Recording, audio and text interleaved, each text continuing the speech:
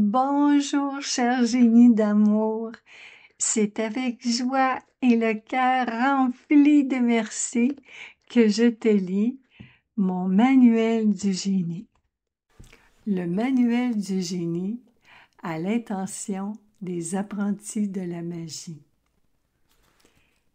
À toi que j'aime infini pour honorer ton génie et accomplir ta magie. Préambule. Le génie de la lampe est plus magique que l'on pense. La brunante enveloppait de ses feux orangés les arbres qui bordaient le sentier.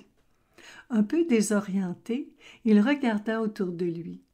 Au-delà des feuillus, il percevait le chant d'une rivière. La nuit tombait et il était perdu.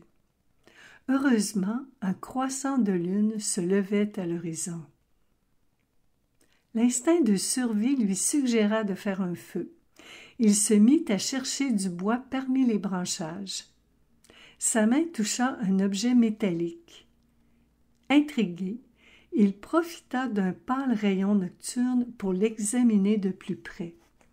C'était une lampe d'un autre âge.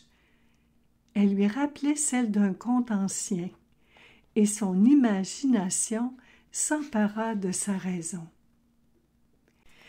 Y avait-il un génie à l'intérieur?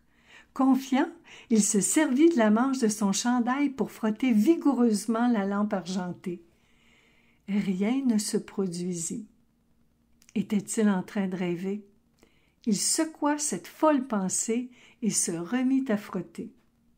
Toujours rien. Puis, il lui vint une idée. D'un ton ferme et timide à la fois, il déclara à haute voix: « Ô génie de la lampe, j'ai besoin de toi. Apparais maintenant. » Soudain, ses mains se mirent à trembler.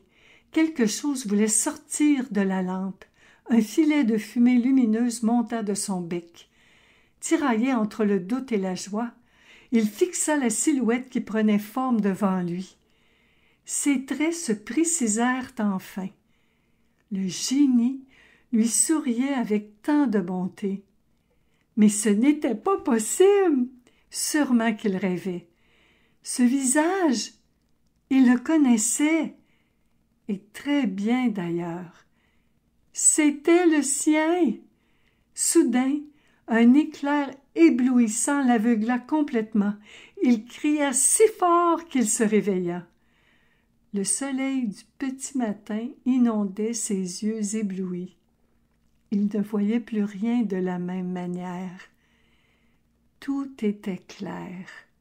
Alors, dans le confort douillet de cette paix, il entendit ce qui suit. « Ah, te voici enfin, toi que j'aime depuis si longtemps. Oui, le génie de la lampe, c'est toi. Maintenant que tu en es conscient, tu peux voir ce qui te rend confus.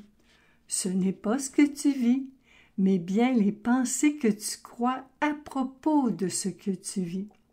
En fait, il y a toujours une pensée entre toi et la réalité.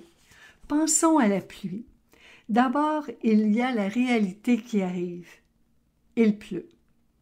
Puis, il y a les pensées que tu entends et que tu crois à propos de la réalité.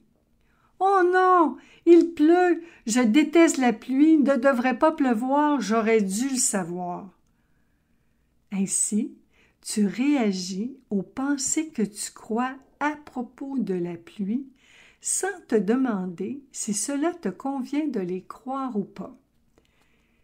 Tes réactions viennent de tes opinions.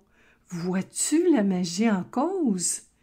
À vrai dire, tu crées ton existence avec les pensées que tu crois et tu vis les conséquences de tes choix.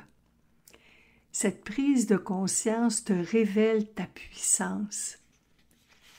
Car tu ne peux pas changer ce qui est arrivé, ni contrôler ce qui va arriver. Tu peux seulement changer ce que tu en penses. C'est pourquoi tu te sens bien quand tu crois ce qui est bon pour toi. Cette liberté t'appartient. Sachant cela, tu peux rester dans le paradis de ta paix d'esprit, quels que soient les enfers apparents que tu côtoies. Naturellement, tu l'oublies et t'en souviens tour à tour, d'instant en instant, par amour pour toi. En vérité, les pensées sont tes amies. Elles te réveillent à ton génie et te permettent d'accomplir ta magie. Prends-en bien soin.